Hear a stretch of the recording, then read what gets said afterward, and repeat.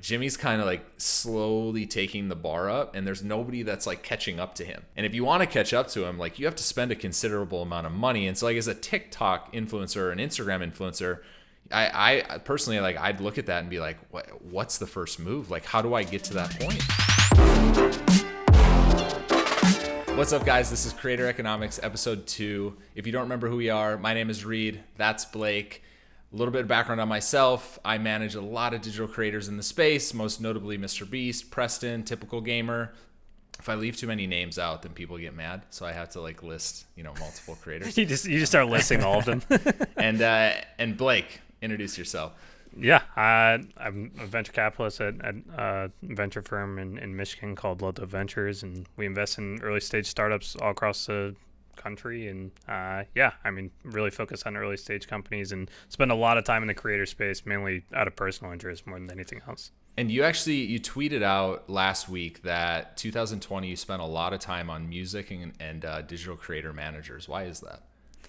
Yeah, I just think there's like actually way more parallels to venture capital than people realize. Like I think so much of my day-to-day job is actually just like finding talent and like really extraordinary like individuals that are working on amazing things. And like if you think of it just from that high level, like that's actually very similar to what you're doing. You're identifying talent and investing in them, and you're investing your time and resources, and we're investing our time and resources as well. So I just think it's very easy within venture and tech to like stay within that bubble, and so wanted to get to know people outside of it. And I mean, you're one of those people that I met over the past year. Of all the talent managers in music and digital content creators, like who were the most interesting, or who do you stay in contact with today? Ooh, I mean you, Chris Saru at Visionary, Logic, and John Bellion, and then Zach Honevar at One Day Entertainment as well. So I mean, like you three are the main three that I talk to the most these days from that world. Before you started digging into this space, did you know anything about it? Were you coming in like completely just unaware of what was going on? I knew obviously from like a high level more of like the agencies, like, I knew like UTA and WME and these people, like, but I didn't like, and I knew creators as like more of a viewer, but I didn't actually fully understand the business behind like the business, if that makes sense. And so, it was great to just like pick all of your brains and learn more about your day to day and how you view the world of content creators. Yeah, my parents still don't understand what I do, and I try and explain it to them every time I see them, but they still don't realize that people actually make money on the internet making content. It's actually a world, and I came from the NFL sports agency world. Easy to understand. NFL football players get paid a lot of money. People negotiate those contracts. Those people that negotiate those contracts usually get paid a percentage, right? And that's what I did before I found this YouTube thing 6 years ago when I stumbled upon Dude Perfect, and it's been a lot of fun. And it's crazy over the last few years. There's just been a lot of people that have gotten curious about the space and how it's maturing. I think obviously David Dobrik and MrBeast and some of these bigger creators and Logan Paul and these guys that are kind of stepping into the mainstream more, they've put a different light on the creator community, and it's been a lot of fun, like meeting these people that have known really nothing about YouTube or this creator ecosystem, now like just trying to dig and learn more. And so the amount of interesting people that I stay in contact with today that 3 years ago didn't really know anything about YouTube or Twitch or anything around that ecosystem is amazing. And you're one of those people, that I was blessed to meet. Yeah. I mean, I think it's one of those areas where it's just been incredibly misunderstood for like the longest period of time. You think of like the first wave of YouTubers, like, I mean, a lot of them are still going, and a lot of people like just completely overlook them as celebrities. And I think like MrBeast and David Dobrik and some of these individuals have like really transcended just the fact that they're content creators. Like they are mainstream celebrities. And I always say like people would like probably view Ninja or like some pro gamer as like the same level as like a professional athlete. Like if they were to meet them, they'd probably be more excited to meet Ninja or Courage or some of these people than a professional athlete, just because they actually get to know these individuals, or they feel like they've built a closer connection. And the traditional celebrities just had such a like high wall around who they actually are as individuals up until now. Yeah, Ninja being in the Super Bowl commercial last year, I think kind of broke the ceiling of like, hey, this guy can actually cross over, or gamers can actually cross over into traditional sports and be as popular, if not more popular than traditional athletes. That was actually the bet that I was willing to make 5 years ago when I left, a job as a sports agent into this world. Is I thought that all the attention would eventually come to this creator space, because the amount of content that one person like Preston or Jimmy or typical gamer can produce on a weekly basis, like an athlete really can't compete with that. And now we're seeing some of the athletes try and vlog, but it's still like they have a full-time job as a basketball player or a football player. It's hard to dedicate time to vlogging or streaming on Twitch. And so it's hard for them to compete for attention with someone like Ninja who streams 8 hours a day. And so that was the bet that I made 4 or 5 years ago, and it's nice to finally see it kind of come to fruition, and see the mainstream media actually pay attention to it, and see guys going on Kimmel and Fallon and Ellen, and it's been a crazy few years. Yeah, I mean, I think you had incredible foresight, and like you understood it better than anyone at that time, and I think a lot of people, like, it's funny, if you ask any kids 4 or 5 years ago, like they would have told you probably the same answer now, that these people were huge stars. I think the funniest thing for me is like when I ended up in venture capital, I just remember people were talking about like esports and competitive gaming as like, this is going to be something huge. And like, I just grew up watching like Halo and those things, and I was just like, what do you mean? Like, this is already huge. Like I remember watching Walshy and these big names and being like, those are like my idols at the time. Like I viewed them in the same way that kids today view Ninja and like Tfue, and like I just thought those people were real stars, and they were, like, to me, and so I think it's one of those times where like if you just paid attention to what like the younger generation was actually doing, like it was incredibly clear in hindsight, and I think now it's very clear to everyone that this is where it's going. And like you look at even NBA players and traditional celebrities that you would never think would pay attention to this world, like they're also fans of these creators and engaging with these creators. And I mean, you have like Addison Rae hanging out with the Kardashians, and I mean, you have like Drake playing with Ninja. There's been so many crossovers between these worlds that it's only becoming more blurry, and like it's clear that there is real crossover at this point. Yeah, I actually used my cousins about 5 years ago to vet Dude Perfect. And the first thing I did after I spoke to the guys was I called them up and I was like, hey, and they're probably like 8-9 years old. I was like, do you guys know, have you ever heard of Dude Perfect? And I could just tell how excited they got that someone was talking about Dude Perfect and what they were doing with trick shots. And that's just kind of when I was like, I'm willing to like take a leap of faith here that, these kids that are 8 years old are not going to leave YouTube.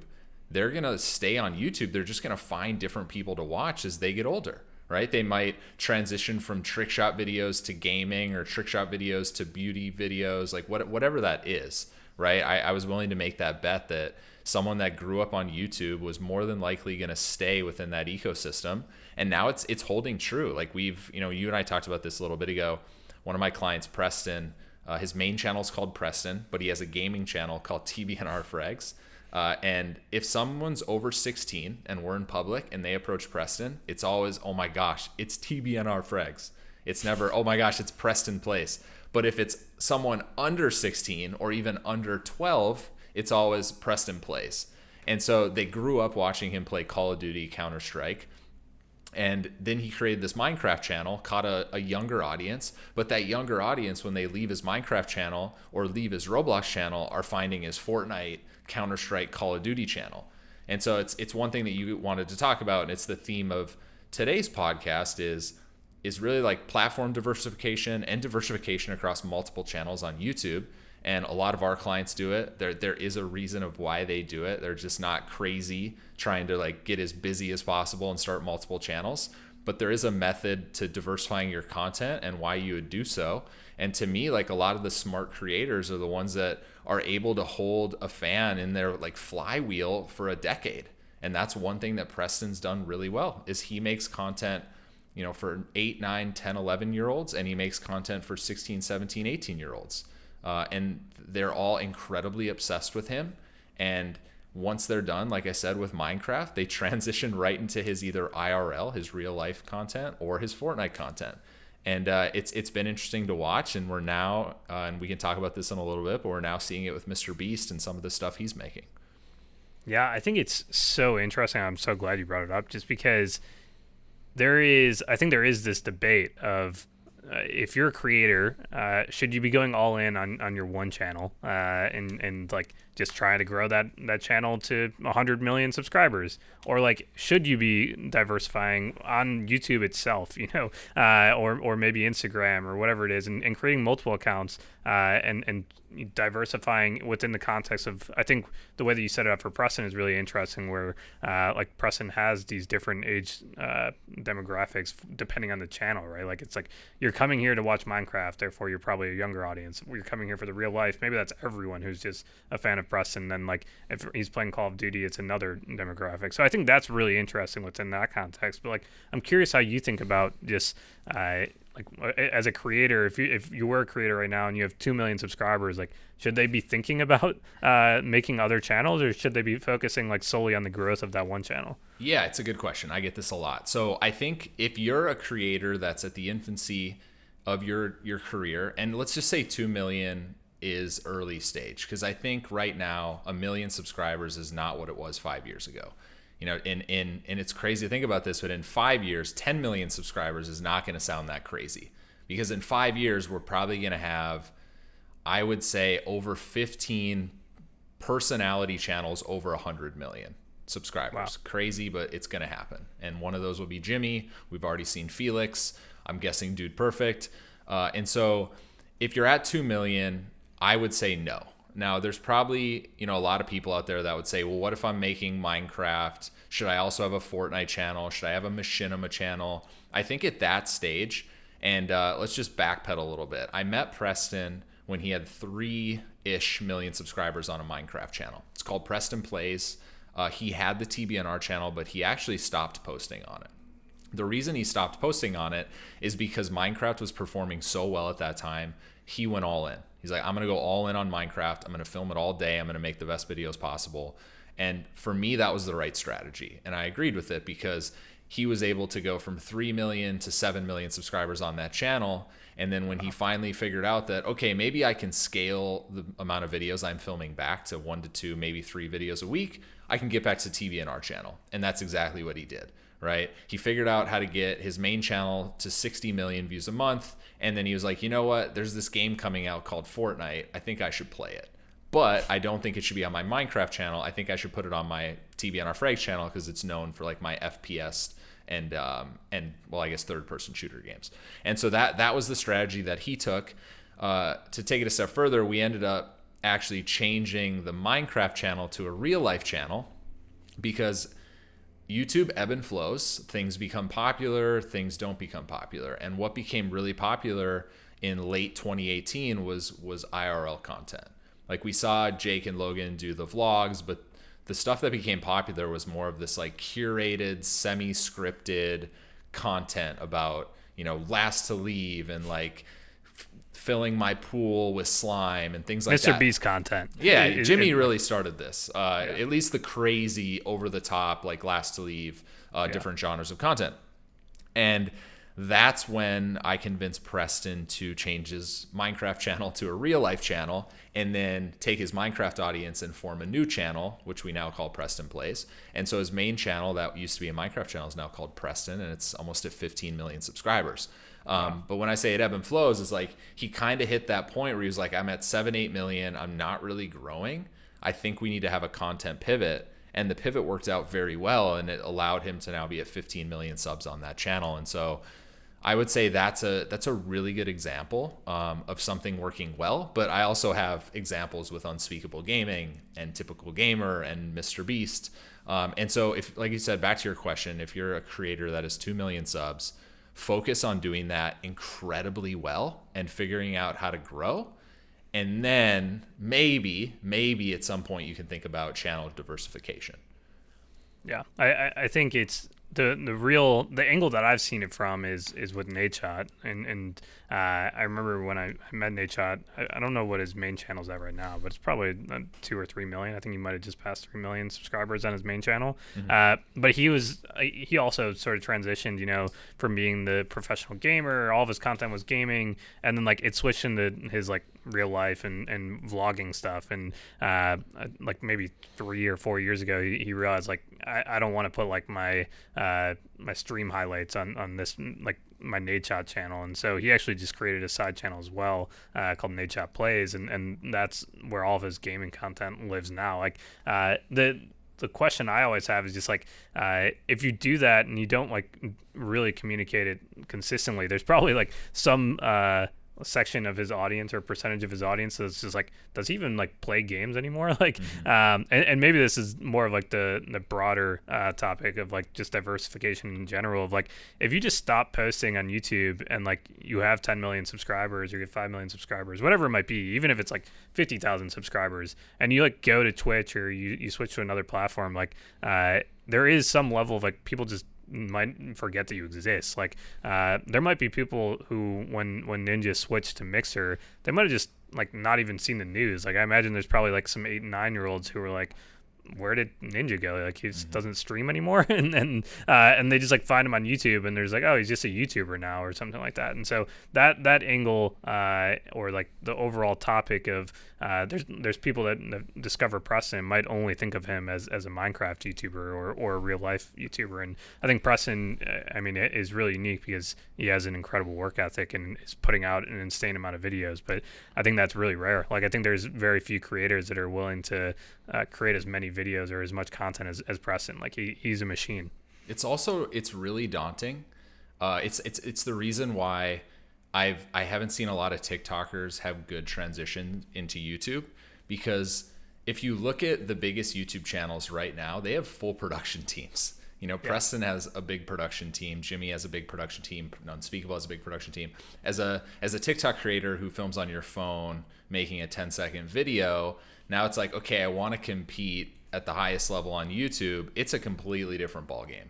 And I think that's one thing that scares a lot of people about content diversification. If they're not starting on YouTube, if they're starting on Instagram, TikTok, it's so low lift that to then go to YouTube, it's really difficult transition. And I'm seeing a lot of guys struggle with it right now. I'm actually trying to think of an example of someone who is making incredibly good content but started on TikTok, and I'm having a hard time coming up with anyone. And that's Alex right? Warren was the one I was thinking of, but Alex Warren actually started on YouTube and like blew up on TikTok. But I think like maybe like just a question in general, and I'm sure you get this a lot as well, is like and we've obviously seen like the D'Amelios do this, but like they for sure have a production team, or they have a videographer or someone following them around for their YouTube videos and helping on that side. But like if you're a creator and you want to get serious about YouTube, and maybe you are on TikTok right now, or maybe you're just an Instagram like creator who has 1 million followers or something, but if you want to get serious about YouTube, like at what stage should they consider having an editor, or like a full-time editor or a part-time editor or a full-time videographer? Like at what point is that like for them to jump at? Yeah, it all comes down to how comfortable they are outsourcing to an editor. I know a lot of creators that still to this day like to edit their own videos because they have a certain style. And even though I think that most people can hire an editor and teach them their style over time, it is a little bit difficult to trust someone when you've edited your videos for 3 to 7 years, right? And so I do see a lot of creators struggle with giving up the reins to their content. And but there's also a wall of you can only create so much content without an editor and without a team. And so if you're really taking YouTube seriously and you want to grow, and if you actually want to compete where all these people are living in the hundreds of millions of views a month, there's just no way that you can have a team. There's no way that you can have an editor in this day and age. I think the world where you sit in front of a computer and you vlog, or you carry a camera around and vlog, and then you edit that video yourself, that just doesn't perform well anymore, because it's hard to compete with Jimmy, who is kind of soaking up millions and millions and millions of views a day, to go from like a MrBeast video where he's giving away 50 cars to a 10-minute vlog of someone who maybe only puts out one vlog a week. Like it's a hard transition because people's expectations are getting so high on YouTube. But it's also like where's the bar? Like Jimmy's kind of like slowly taking the bar up, and there's nobody that's like catching up to him. And if you want to catch up to him, like you have to spend a considerable amount of money. And so like as a TikTok influencer or an Instagram influencer, I personally, like I'd look at that and be like, what's the first move? Like how do I get to that point? Yeah, it's interesting because like there is some level of, I don't know, like David Dobrik or Emma Chamberlain, or like those two like really did create their own editing or like video style. And so like maybe the real nuance is that like you either need to figure out what is uniquely you and like how you're going to win. Maybe you're not going to be able to put out as many videos as someone else, like Preston, but like figure out what is the content and style that is going to make you stand out, because Emma and David very clearly created their own styles, and like that really, I mean, they were only putting out, I mean, David was cranking out 3 videos a week at one point, and I mean, from my understanding, he was editing almost all of those, and definitely in charge of like all filming it. Like that is, I mean, I think we've learned is unsustainable. Like it's why he's probably taking this major break. But we're seeing, I imagine Emma still edits her videos to this day, even though she has probably 9 or 10 million subscribers, which is crazy. But it is sort of like the secret sauce for her videos. Yeah, there's always outliers, but you have to, and we've thought about this a lot internally, is like how do you protect against creator burnout? Because eventually, if you're doing everything yourself, and actually creator burnout really happens when you're creatively, you just can't keep going. You can't think of more ideas. You can't be good every single day. And so when you build out a team like most of our creators have, and they help you with creative, they do most of the logistics, they help with operations, you show up, you get to be you get to be in the video, then the video gets passed off to a post-production team. That's how we've kind of eliminated seeing a lot of creator burnout, because they're not focused on 10 different jobs. They're focused on just being uniquely them, being in videos, and then usually helping out with creative in some aspect, but not being solely in charge of creative, because that's when you just have this like mind fog or this brain fog that comes about, and you just can't get over that hump. And that's what a lot of YouTubers are experiencing that just don't have teams to back them up. Yeah, I also think like that's probably a major opportunity for the right sponsors to enter into this space as well. Like the brands that understand or can come with creative ideas and like help do some of the heavy lifting. Like I think every creator is looking for new ideas and new ways to like have a viral video. And so it's like if you are a brand that's looking to enter into the space, like either working with a creator to figure out what is a good idea, or like coming up with just something crazy and you think is a unique idea, and having those people involved is like a really easy way to get great creators involved and get them excited to be working with your brand. Yeah, I will say it's incredibly difficult to find people that understand YouTube to work for a creator, because even though it's been around for over a decade, it's still very new in terms of like how is a YouTube creator's business structured, and what are the team pieces that they need to be successful. You know, Jimmy is a good example of like someone who's been on YouTube since he was 12 years old. Like he grew up with it. It's all like he ever watched, and he understands the platform as much as anyone I've ever met. But finding people like him that can help and do creative and like understand his vision is still very difficult. I think that the talent pool will slowly increase over the next like 5 years, because a lot more people are growing up just watching YouTube. And we'll see a lot more creators have a lot more success finding like actual like employees to help them. But I will say it's very difficult right now to find people that are experienced. It's been a struggle for every single one of our creators, but it's also a good, like you talked about brands, people like Indeed, like some of these job posting websites to jump in and really help out the creator community. And I've seen some Indeed ads, but I haven't really seen someone fully lean in. And it's a giant missed opportunity. All these creators are hiring 24/7. All of them are hiring.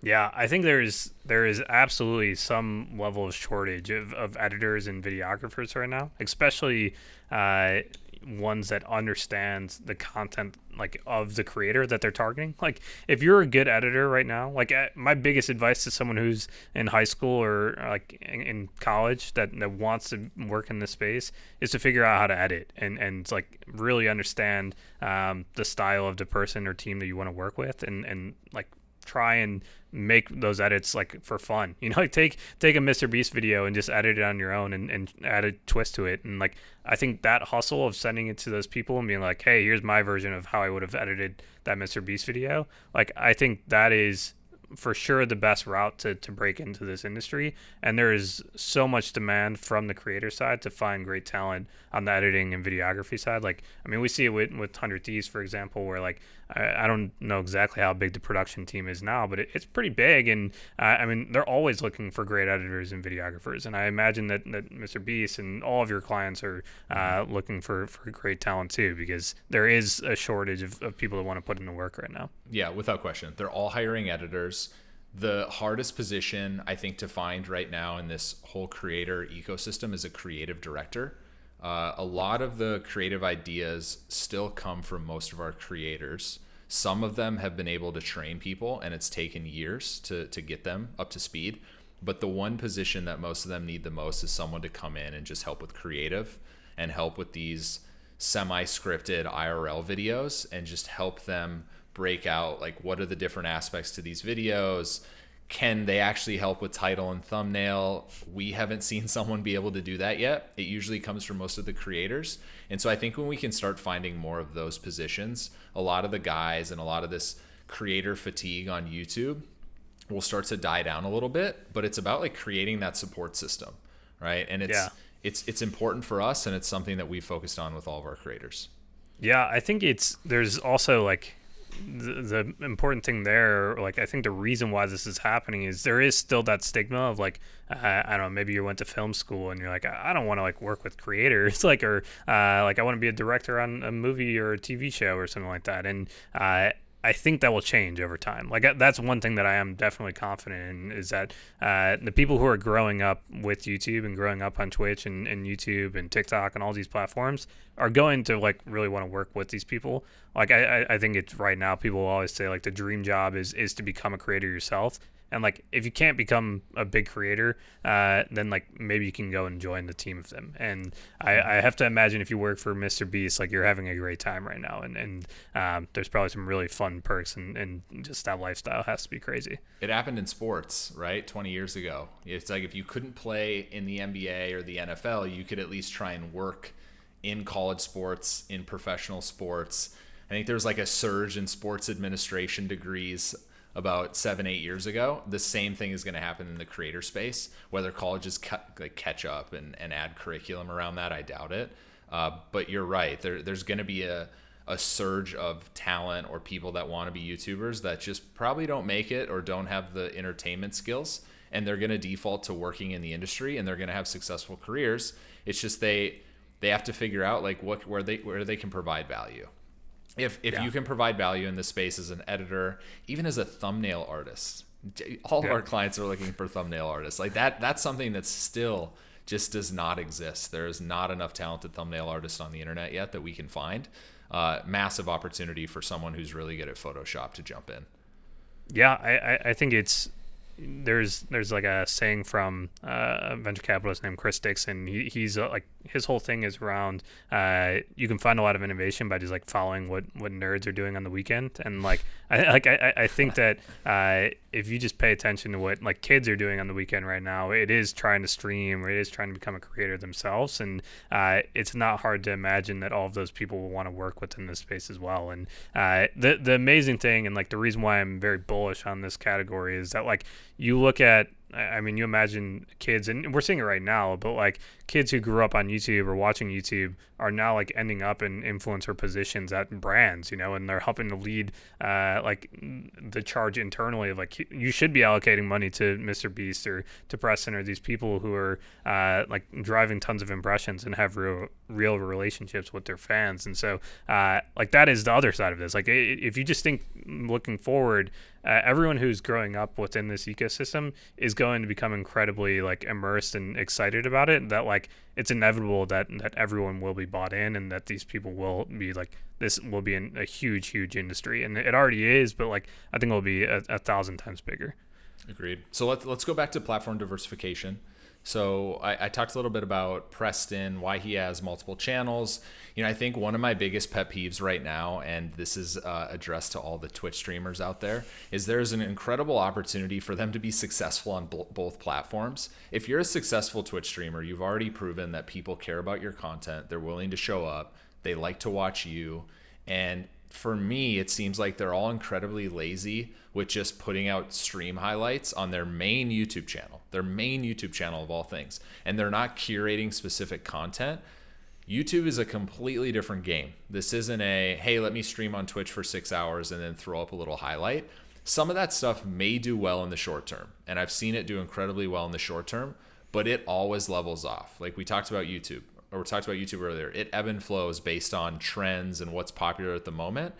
And for me, like is if you're a Twitch streamer, if you're thinking about, okay, I know what I want to do on Twitch, like you need to have a YouTube strategy. I can't stress this enough. You need to make videos. I would say stream 2 hours less a day on Twitch and use those 2 hours to make a really good video for YouTube. And you're probably going to then take a step back in 6 months and you're going to have two very successful platforms. But I've yet to see a Twitch streamer be incredibly successful on YouTube.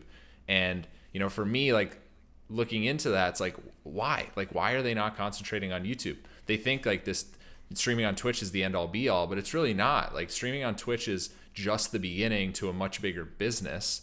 And for some reason, I don't know if it's just like within the Twitch community, they think it's all about the grind on Twitch, but there's a much bigger opportunity for them. Yeah, it's funny. Like, if people asked me if I wanted to be a streamer or if I wanted to be a YouTuber, like I would say YouTuber 100 times out of 100, because like streaming is I mean, they're doing that 8 hours, 10 hours a day, like with just grinding. And like if you are a streamer, like your end goal should be to hopefully work less. I mean, obviously you should enjoy what you're doing and it shouldn't feel too much like work, but you should be diversifying and double dipping at the very least. Like if you're and there are some streamers that do the highlights and cut it down of like, here's what you missed, and maybe they'll like I think where it gets interesting, and I've seen a couple streamers experiment with it, where it's like they'll start doing challenges on their stream that like basically just end up becoming videos on their YouTube channel, like like winning a Warzone match, like knifing only, and like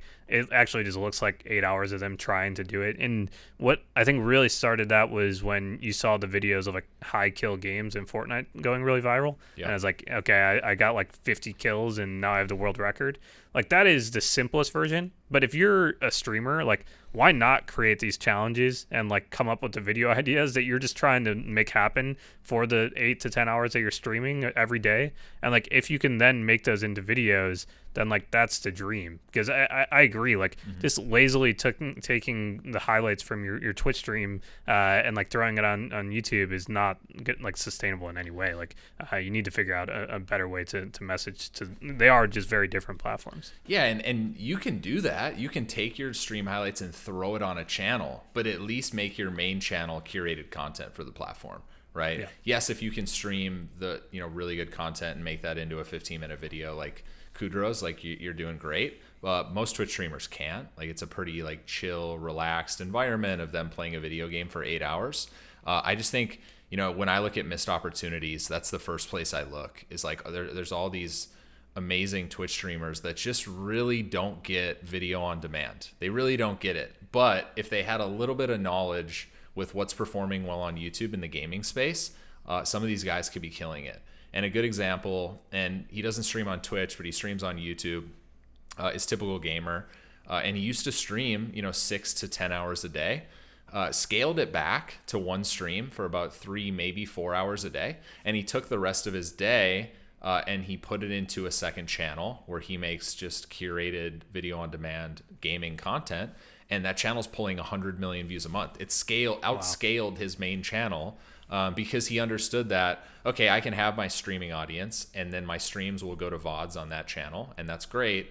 But now I can have this second channel that I dedicate, 3 to 4 hours a day to. that I'm making curated content, and this channel is actually now bigger than my main channel. And a lot of these Twitch streamers could be doing the same thing. And maybe it's like lack of knowledge of the opportunity that exists. Maybe it's laziness. I don't know. But it's one of my biggest pet peeves in the space right now.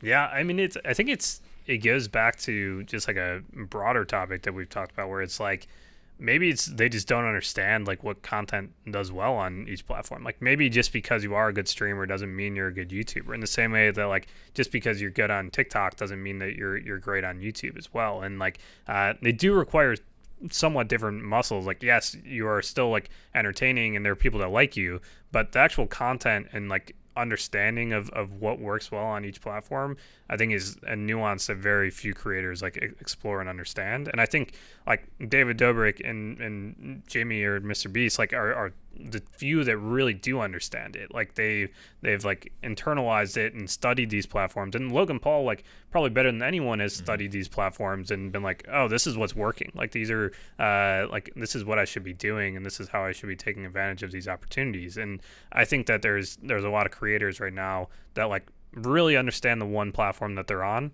and like they're just maybe throwing up random pictures on Instagram and like they're growing on there steadily, but like figuring out like how to actually like thrive on all of these platforms is really hard. And I think it's like you're an enigma if you like end up doing that. Yeah, it's a lot of work, but it's this is a creator's full-time job, is creating content, understanding social platforms.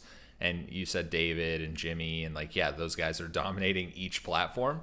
TikTok, Instagram, Twitter especially, which is probably the most difficult one to get a large following on, especially today. And then they both are doing incredibly well on YouTube.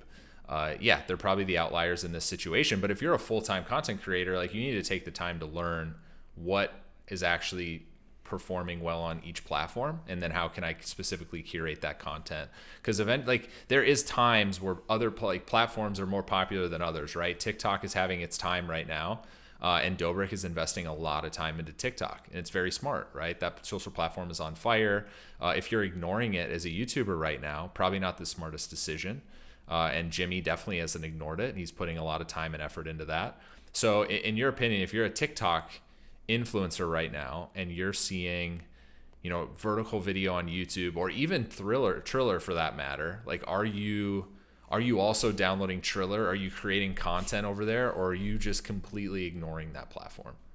Yeah, I mean you need to be like just thinking about how to just thrive as a creator overall, not just as like you are a TikToker. Like that's the last thing you want to be. And yes, like there you could say that some people are specifically YouTubers, but like they like the best YouTubers are just creators in general, and you can put them on any random platform and they will thrive because they're just entertainers. And if you give them a couple weeks to study those platforms and what does well on them, they can figure out how to adjust what they're doing to those platforms. And I mean, like David Dobrik is probably like the best example right now. Like going from YouTube to then, I mean, like I think he actually has more followers on TikTok now than he has subscribers on YouTube. And then like he's then went to Twitch now, and it's like I mean like he's just continuing to like basically do like a masterclass of like, okay, how do I actually just jump between these platforms? And I think there's always been this like the debate within the tech community or venture community has always been like, is the power with the individual or with the platforms themselves? And I think there's certain creators that we've now seen that can truly like go to any platform and succeed. And as a creator, that should always be your end goal. Like, you want to be able to go to any platform. So if TikTok does get removed tomorrow, or if you were a Viner, right, like back in the day, like those people who didn't make the switch to YouTube or understand how to make the switch to YouTube, I mean, who knows where they are right now? Like they might just be like not even creators anymore. Yeah, I would imagine if we looked, there's probably a lot of examples of Viners that didn't transition their audience, that no longer are in the community or are struggling to make it on another platform because they completely lost that audience. I'm curious over the next few years to see if there is a social platform that pops up that actually gives creators the ability to have that data and a direct connection. I would say that most of them have like an indirect connection with their audience. They don't have a direct connection. They don't have direct communications or can't have direct communications with an individual. And so we've seen a few pop up. I know, all about community, and there's probably a few others that I don't know about, but that's like one thing that hopefully comes into the market, is something that gives the creators all the leverage or gives them their audience. I just think it's inevitable, at least hopefully from my side, because I sit on the creator side of the fence. So I'm just like patiently waiting some kind of platform that gives someone like MrBeast or David Dobrik just all the data that some of these don't. Yeah, if you aren't if there's people watching or listening to this that aren't creators right now, like if you are a YouTuber or on TikTok, like what actual data do you get from these platforms? Like obviously the number of followers and the usernames, but like what demographic or overall data do they give you on your audience? It's gotten a lot better over the last few years. Now, how accurate it is, I have no idea. I think if you would look at a kids channel, you would see that the demographic of that audience is very heavy in the 35 to 50 age range, because a lot of those kids are on their parents' account.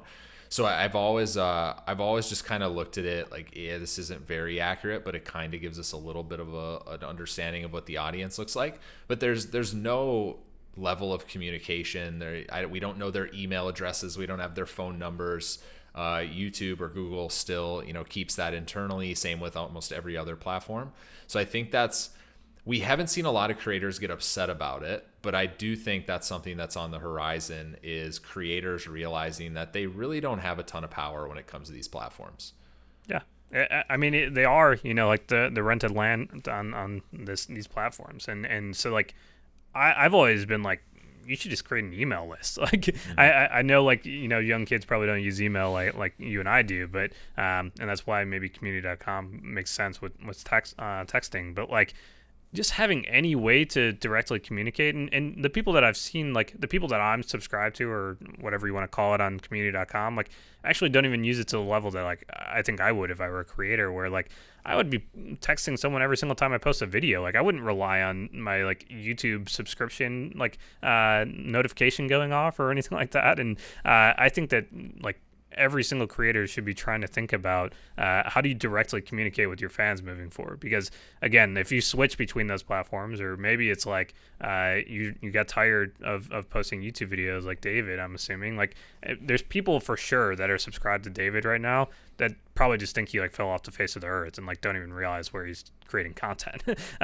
So like the fact that he's not able to post and tell those people like or directly email or text all of them and be like, hey, I'm actually like streaming right now. Like you probably have no idea that I'm on Twitch, but I'm on Twitch. So like his numbers would be even higher, and it wouldn't be even a conversation of like, how do you port your audience from one place to another? Because like you should be able to directly communicate and bring that audience with you.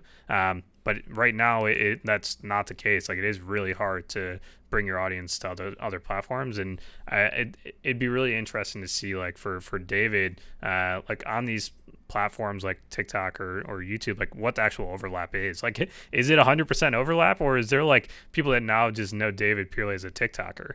Because my guess is that there probably is a good chunk of people that now just know him as a TikToker. Yeah, I actually have a pretty good story around that. So Jimmy does pretty well. MrBeast does pretty well on Facebook.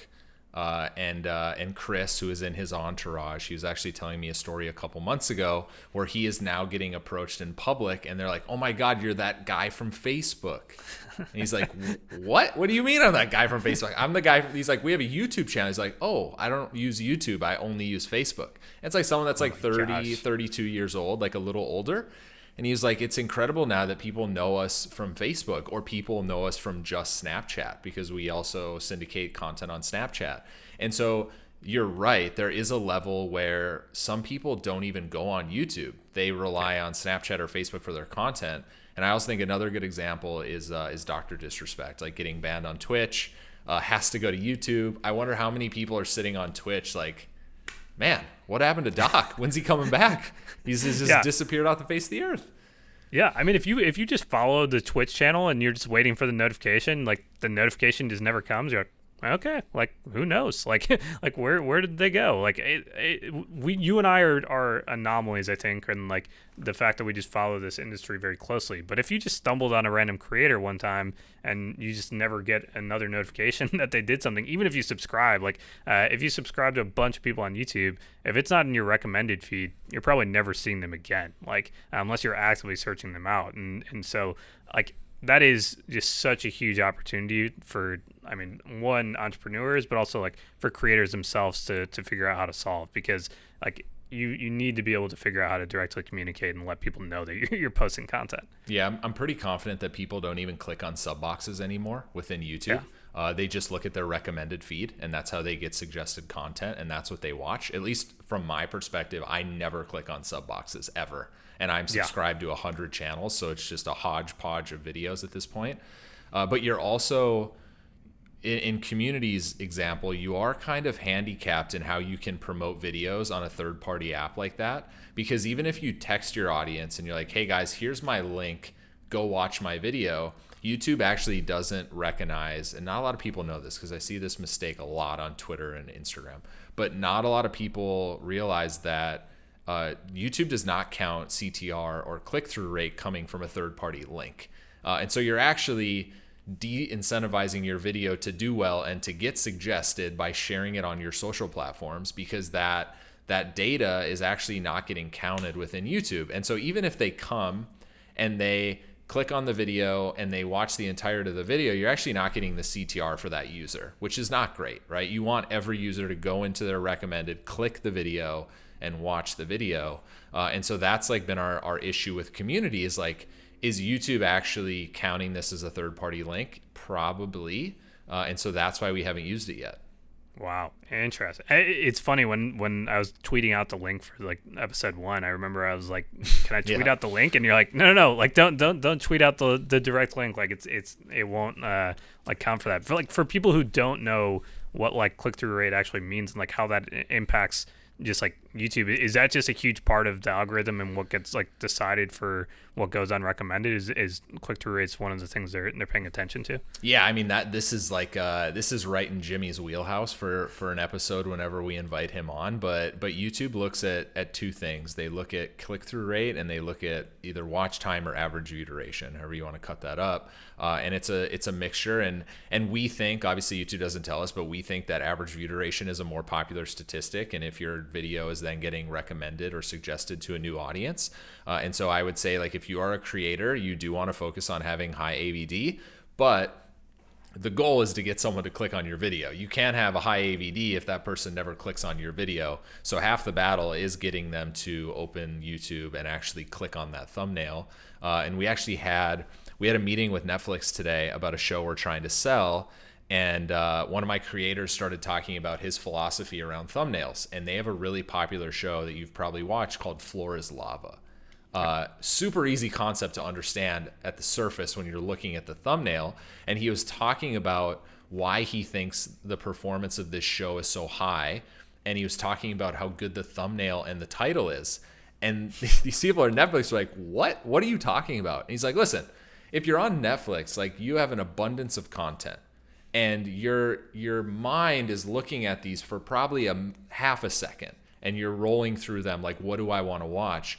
And when you see something called Floor is Lava, and there's a thumbnail with someone right next to lava, like, you're inclined to click on that video. And he was explaining this to them, and I think the guy was like, we probably need to rethink our whole strategy for thumbnails within Netflix. But it's something that, like, people really need to be thinking about, because half the battle is getting someone to actually click on the video to then consume it. Yeah. So, I mean, one, that's fascinating. Like, I mean, that's crazy, and it makes so much sense to like treat Netflix in the same way that YouTube creators do, where like thumbnail and clickbaiting and things like that, they're a thing for a reason, right? Like, you need to get people to watch, and I know like MrBeast is huge on thumbnails and the priority of thumbnails, and I mean, I've seen him like help like Yes Theory on Twitter of like critiquing why they should do certain things. But it's, if you do good thumbnails, like, as long as the content is good, which like you just have to assume is the bar. If you're a creator, then like half the battle is actually getting people to click on it. And so, I mean, that's just fascinating. If you're not going to share a direct link, like, are you? I've seen MrBeast go around this, and some creators go around it with just like, hey, I just posted my video, and they'll tweet it out and like and go watch it. Like, is the other way to like just share the channel directly? Like, what is like the safe way to share it? And Jimmy will tell you this too. The safe way is to go on Twitter and be like, I literally uploaded the biggest banger ever. Yeah. Go to YouTube and watch it. You don't want to like leave a link for anything. You want them to natively open the app and click on the video. And so you'll see every time he posts a video, it's not like, hey guys, click this link, just upload it. It's like, go open YouTube and click on my video because I just gave away 40 islands, right? That's the strategy. Or on Instagram, you'll see his whole crew post, right? So when a video goes up, the whole crew posts a picture, and they're not saying like, hey, link in bio. They're saying like, go to YouTube and watch our video. That's the strategy. You want every single viewer to count against those two statistics, CTR and AVD. And wow. It's a little bit more difficult when you're a creator starting out to be like, man, if I tweet it out, I can get 5K views. But if I don't tweet it out, I only get 1,000 views. But what they need to realize is like, you want to grow organically. You don't want to drive a bunch of traffic to your video. They click on the link on Twitter. They watch the video for 10 seconds and then they never view your content again, right? Because then they are probably going to get suggested your content. They're never going to click in it in sub boxes, and that negatively affects your organic growth on YouTube. And so I just think creators, and this could be a whole episode, to be honest. I mean, this rabbit hole. I imagine there are people sitting here like taking notes if they're like want to be a YouTuber one day. Does this apply to other platforms as well? Like, do you know if that works or like affects any other platforms? Like, I don't know if you link a TikTok or something like that. I honestly don't know on TikTok how their algorithm works. We should have someone from TikTok on, although I don't think they're going to let us know like how their algorithm works. I think it probably works the same. The more time you spend viewing a TikTok, the higher likelihood that TikTok will then get suggested to the next person, right? And then it just snowballs from there. So I'm guessing like that's kind of how it works, but not 100% certain. I've worked with so many YouTubers over the years that have been obsessed with the platform and the algorithm that I've just been like a sponge, and I've just soaked knowledge from them. Well, we'll try it as an experiment. This next one, I won't share the link. I'll just like literally tweet out new videos live. Well, it's also like it's a new channel for us. Like we need to like let momentum take its course. Like it may take a few months, right? But we'll get there. So, but that again, a totally separate episode. We'll dig into YouTube analytics. But hopefully, guys, this episode helped you guys out. A little bit of content diversification. We should have one of my creators on to talk a little bit about why they diversify their content across multiple channels on YouTube, how they think about Instagram, how they think about Twitch. That will be another episode. But thanks everyone for listening. My name is Reed. We have Blake as well. So we'll be back. Episode 3. Not sure what we're gonna do yet. But we'll figure it out. If you have any ideas, let us know. I mean, tweet it to us or send us messages. Like, I mean, we're always looking for new topics to talk about. Yeah, probably won't do guests for a while. We still got a little bit of tech issues we need to figure out on our end, but we'll get there. So, thanks everyone for listening. Thank you.